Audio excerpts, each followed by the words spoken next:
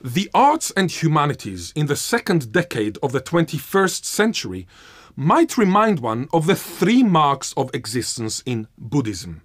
Impermanence, in Pali anicca, nothing is constant.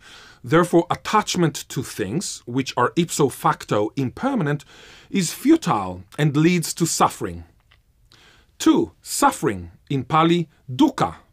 Everything is painful and stressful. We ought to be realistic. 3. No self, in Pali anatta. There is no self. But revivalistics is a worthy enterprise that contributes to the well-being of both communities and individuals. Remember what John Adams, the second president of the United States, wrote to Abigail Adams in 1780. I must study politics and war, that my sons may have liberty to study mathematics and philosophy. My sons ought to study mathematics and philosophy, geography, natural history, naval architecture, navigation, commerce, and agriculture, in order to give their children a right to study painting, poetry, music, architecture, statuary, tapestry, and porcelain.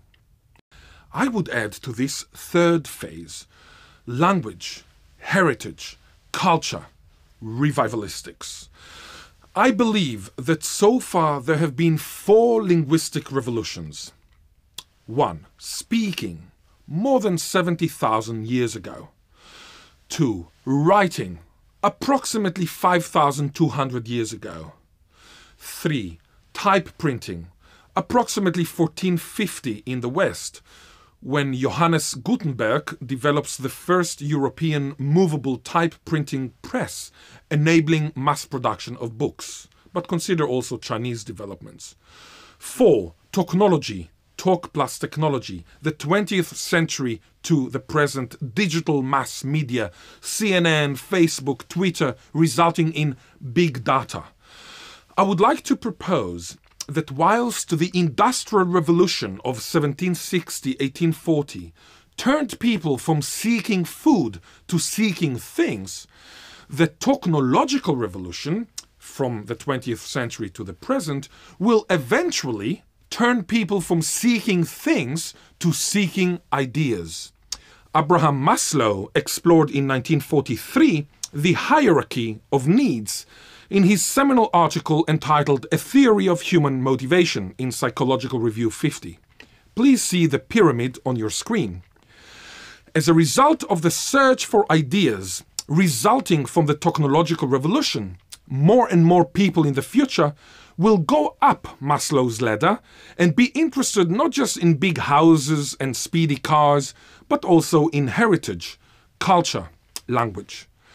Language revival will eventually become more and more relevant. That is why this course aspires to contribute not only to the present, but most importantly, to what we believe may well mark the future of humanity. Finally, we have explored linguistic landscape or langscape throughout the course. Langscape is a very important tool in support of language revival in the public sphere. So let us end the course with signs of revival. Here are some intriguing Australian signs for you. Can anyone tell me if the parking fine I received in Sydney when parking left of these signs was justified? And what about this sign? A non-English speaking student of mine asked me whether or not the sign on your screen meant "Don't drive like a chicken, moving hectically, changing lanes." And what is this rebus? But of all Australian signs that I have encountered, the one you currently see on your screen is the best one. So let me summarize our course as following. 1. If your language is endangered, do not allow it to fall asleep. 2. If your language falls asleep, stop, revive, survive. 3. If you revive a language, embrace the hybridity of the children's emerging tongue. 4. If your language is healthy, consider helping others in linguistic need. Good luck, בהצלחה, goodbye, להתראות.